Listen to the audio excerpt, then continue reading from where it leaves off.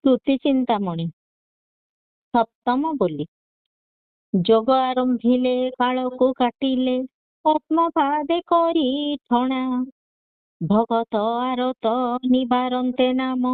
ଅଭୟ ପଞ୍ଜର ବାନା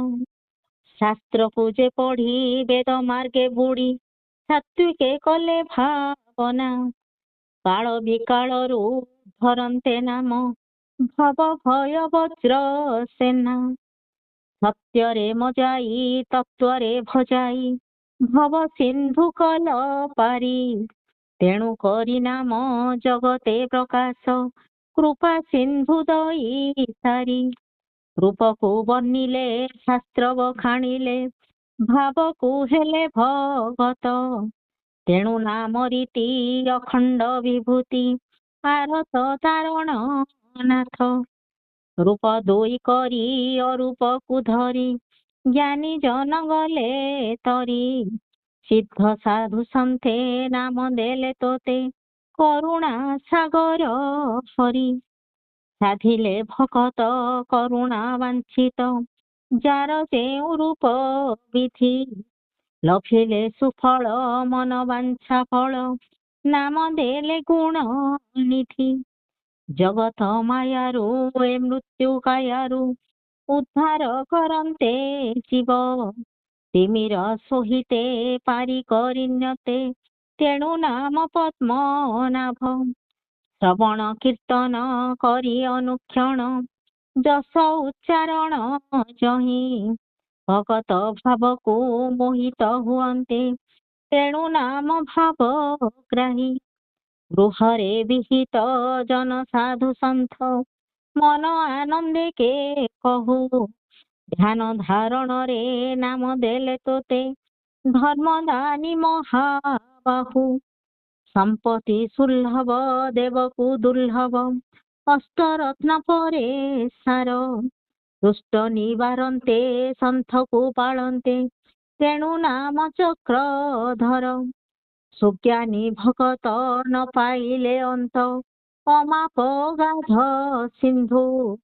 ମହିମା ଅଶେଷ ଦୁଃଖୀ ଦୁଃଖ ନାଶ ତେଣୁ ନାମ ଦୀନ ବନ୍ଧୁ ସ୍ୱକାମ ଭଗତି ବାଦି ଫଳଶ୍ରୁତି ଯତି ବେଶେ କଲେ ଜପ ପ୍ରେମ ଭାବ ଫଳେ ନାମ ଦେଲେ ତୋତେ ନବ ଘନ ଶ୍ୟାମ ରୂପ ଏକ ସ୍ଥାନେ ହୋଇ ନ ରହୁତୁ କାହିଁ ତ୍ରିପୁର ଜଗତ ପତି ଯଶକୁ ସମ୍ପାଦି ନାମ ଦେଲେ ଭକ୍ତେ ଜାଜ୍ୱଲ୍ୟମୟ ତୋ ଜ୍ୟୋତି ଘଟେ ଘଟେ ପୁରୀ ଘଟି ରହିଅଛି ମୁକତି ପସରା ତେଜ ଅମ୍ରାଧି ଭୁବନେ ବିରାଜନ୍ତେ ନାମ ଆଦି କନ୍ଧ ଦେବ ରାଜ ଉତ୍ପତ୍ତିରୁ ସ୍ଥିତି କରାଉ ତୁ ନୀତି ସିଂହାରଣ ପଣେ ଯମ ଭଗତ ଭାବକୁ ବହିଅଛ ଯେଣୁ ତେଣୁ ଗଦା ପଦ୍ମ ନାମ ମଣ୍ଡଳ ରାହସ କରି ଷଡ଼ରସ ନିରନ୍ତରେ ଥାଉ ରସି ଲୀଳା ବିନୋଦରେ ବିହାର କରନ୍ତେ ଆଦ୍ୟ ବୃନ୍ଦାବନ ବାସୀ ଏକ ପାଦେ ରହି ସର୍ବ କରୁ ତୁହି ଧନ୍ୟ ଧନ୍ୟ କୀର୍ତ୍ତି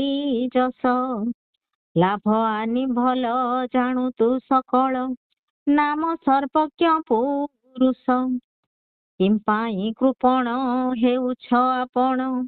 କର କୃପା ଜଳ ଧୀରୁ ଗହ ଗହ ଶୋଭା କିସ ଲକ୍ଷ୍ୟ ଦେବା ନାମ ବାଞ୍ଛା କଳ୍ପ ତରୁ